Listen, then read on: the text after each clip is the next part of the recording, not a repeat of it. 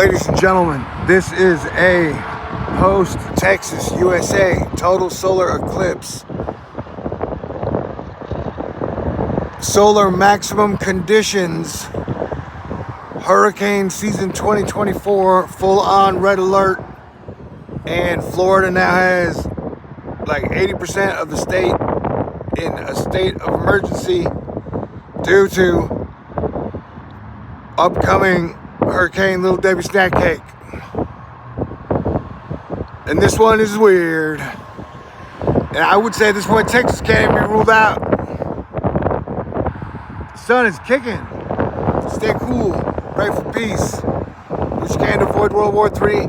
Prevent Civil War Part 2. Have some fun in the process. But yeah, sure. Hurricane season red alert. Florida. Everybody, stay cool.